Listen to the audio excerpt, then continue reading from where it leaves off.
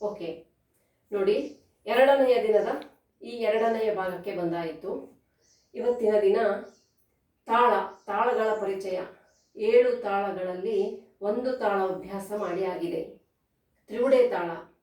ಇವತ್ತು ನಾವು ಅಭ್ಯಾಸ ಮಾಡಬೇಕಾದದ್ದು ಜಂಪೆ ತಾಳ. ಈ ಜಂಪೆ ತಾಳಕ್ಕೆ 5 ಮಾತ್ರೆ. ಈ 5 ಮಾತ್ರೆಯಲ್ಲಿ 2, 3ರ ಕ್ರಮ, ಜೊತೆಗೆ ಈ 5ರಲ್ಲಿ 1ಕ್ಕೆ, 3ಕ್ಕೆ, 4ಕ್ಕೆ ಘಾತ. ಸರಿ, ಕೈ ತಾಳವನ್ನು ಹಾಕಿ ಆಮೇಲೆ ಕಾಲಿನ ತಾಳವನ್ನು ಹಾಕೋಣ. ನೋಡಿ, ಕೈ ತಾಳವನ್ನು ಹಾಕ್ತೇನೆ. 1, 2, 3, 4, 5.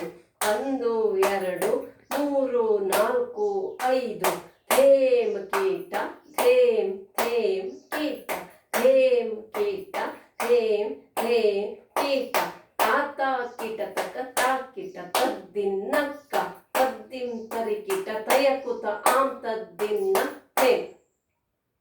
ಈಗ ಈ ಕೈ ತಾಳವನ್ನು ನಾವೀಗ ಕಾಲಿಗೆ ಹಾಕಬೇಕಾಗಿದೆ. ನೋಡಿ, ಪ್ರಾರಂಭಿಸ್ತೇನೆ. 1, 2, 3, 4, 5. 1, 2, 3, 4, 5. ಧೇಮ್ ಕೀಟ, ಧೇಮ್ ಧೇಮ್ ಕೀಟ, ಧೇಮ್ ಕೀಟ, ಧೇಮ್ ಧೇಮ್ ಕೀಟ, ಧೇಮ್ ಕೀಟ, ಧೇಮ್ ಧೇಮ್ ಕೀಟ. ತಾತ ಕೀಟ ತಕ ತಾಕಿಟ ತದ್ದಿನ್ನಕ್ಕ ತದ್ದಿಂ ತರಿಕಿಟ ತಯಕುತ ಆಂ ತದ್ದಿನ್ನ ಧೇಮ್. ಇದು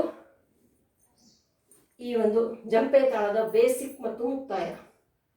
ಜಂಪೆ ತಾಳ ಅಂದರೆ ಹೇಗೆ ಅಂತ ಪದ್ಯದಲ್ಲಿ ನಿಮಗೆ ಗೊತ್ತಿರಲಿ ಎಂಬ ನೆಲೆಯಲ್ಲಿ ಒಂದು ಪದ್ಯಕ್ಕೆ ನಾನು ಕೇವಲ ಹೆಜ್ಜೆಯನ್ನಷ್ಟೇ ಹಾಕಿ ತೋರಿಸ್ತೇನೆ.